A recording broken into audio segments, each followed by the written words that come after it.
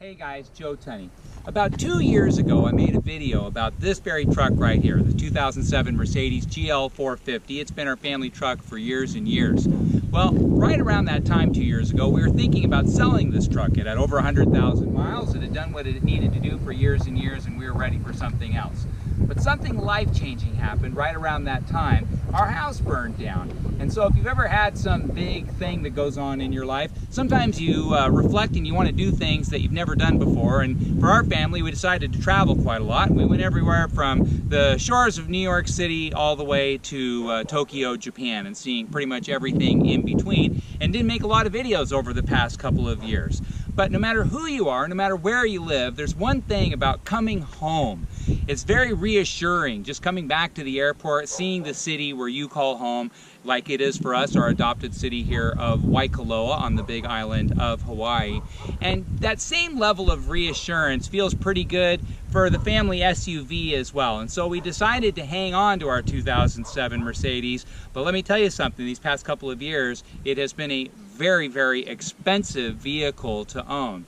And you're going to have to determine for yourself if owning a high-mile Mercedes GL450 is the right choice for you. Now, this one has 150,000 miles now, and so we've had it for about 7 years, and we bought it with 70,000 miles, and so we've had it for quite some time. And we're going to look at the total cost of ownership and see if it's ultimately a good deal, a great deal, or maybe not a good deal at all. But first, we're going to start by popping the hood and taking a look under there. Now, one product you're going to need to get to know if you own a GL450 is this one right here. And this is absolutely not a plug for mobile oil. It's just that these cars take a lot of oil, and they take a very specific oil. Not just any old Mobil 1 will do. You'll see it's specifically 0W40. It's a European car formula that's different from other Mobil 1 products. That's a big deal because these cars go through a lot of oil. They don't burn oil. When we turn the car on, there's no smoke or anything like that. They don't drip oil. There's no oil leaks on this car of any kind. You look underneath the car in our garage, it's bone dry. But they do go through a lot of oil, and you need to keep plenty of that particular Mobil 1 around. Now, GL450s have a 4.6 liter V8 engine. It's actually the same engine with a smaller displacement as the S550 Mercedes. This puts out 335 horsepower, 339 foot-pounds of torque. It's actually really fast. It has a 7-speed automatic transmission, goes 0 to 60 in 7 seconds all day long, even with 150,000 miles. I guarantee you can break 7 seconds, 0 to 60. Now, one thing about this car is that it does need normal service, and normal service can also be expensive. So we had the transmission fluid flush, and that was about $600 here in Hawaii. Maybe a little less where you live, but that was still pretty spendy and something that needs to be done. The other thing is right after 100,000 miles, we needed to get the car tuned up with new spark plugs and such. It was around that time that the front shocks went bad on this car, and so that service with the front shocks, the tune-up, the spark plugs, that service by itself was about $3,000, and that's something you need to be made aware of. Coming around, this particular car is super duper loaded. So it has bi-xenon headlamps, and the headlamps actually turn with the steering wheel so you can see what's going on around corners and such. And then it's an everything package. So this has the side rails, it has the 20-inch sport alloy wheels. Again though, when you're buying one of these used, it's not just that you're paying for a car that has 20-inch wheels, you're replacing those wheels with 20-inch tires. And tires, even at Costco, are about $1,000. Taking a look around, well, this is the top of the line model, so it has softer leather than normal interiors. You don't see this particular package all of the time, as well as wonderful wood interior, navigation, and a whole lot of neat creature comforts. But one thing that it doesn't have that just makes me crazy for a car that had an MSRP of over $70,000 is it does not have a rear view camera, and that's just pretty nuts. Jumping in back, I'm going to take a look at the space of this car. Now this one has a huge wheelbase, 121.2 inches. So there's tons of room between the wheels. Second row seat, super, super comfortable. 5 adults, 5 great big adults, no problem. This one also has dual headrest DVDs. That was a factory option that was put into this car before we bought it.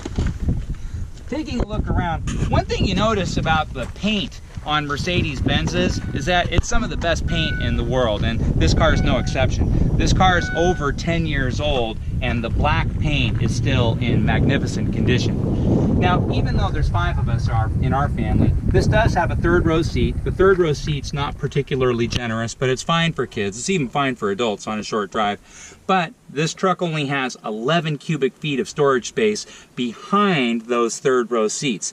With the 3rd row seats down, it jumps all the way up to 83 cubic feet, and then it is just push button. If you want the seat to go up and down, it really is that easy. That's a nice touch if you just need one seat in the back. For a family with 3 kids, you're going to learn that that feature is one of the best features in the whole vehicle. Sometimes the kids will make each other crazy, and one of them kind of gets the timeout seat in the back. Taking a look around, well, it certainly is a really good-looking sport utility. It's very fast. It drives beautifully. In fact, we're going to jump in and take a look inside.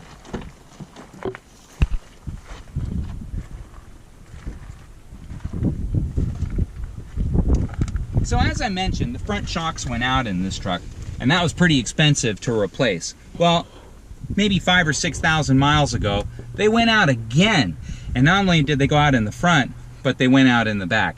Now, front and rear shocks are about $5,000. They're electronic shocks, and what happens is, if they go bad, the car sits down super duper low, and it becomes dangerous to drive. You really need the car to drive as it's designed.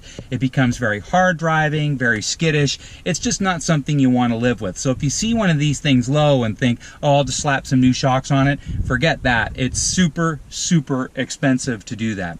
It goes through brakes in the normal way. Brakes are going to last about 40 or 50,000 miles.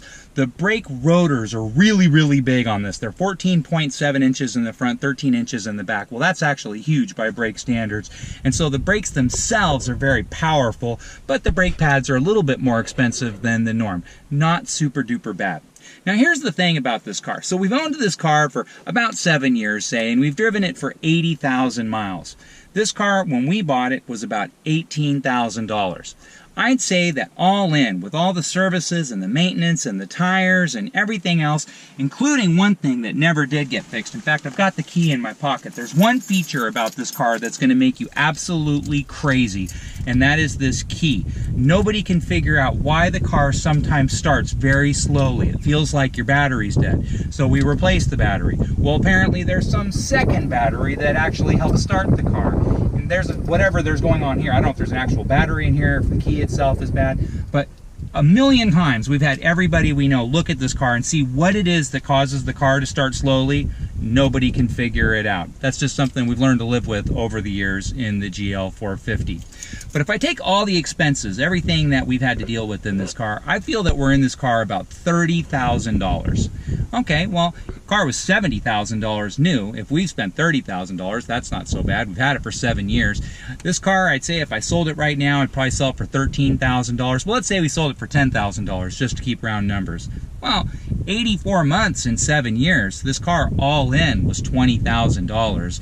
That's not that much money. $260, $270 a month.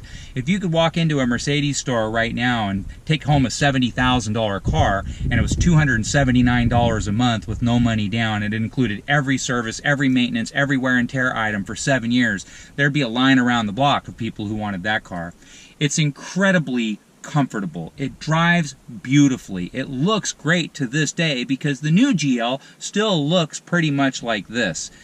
There are headaches, there are downsides. Thing about this car can be very, very expensive compared to other things, but the car itself is so affordable that maybe it does make it worth it.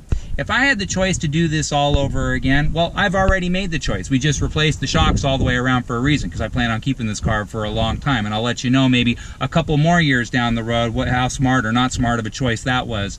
But I'd say go for it. It's a beautiful sport utility. It's super safe. It's super cool. I absolutely love it. If I could find one where somebody else just spent all that money and then buy it, it might be the best buy you ever make. And if you have any questions about it, please don't hesitate to reach out to me anytime. My name's Joe Tunney. You can reach me at joeloveshawaii@gmail.com.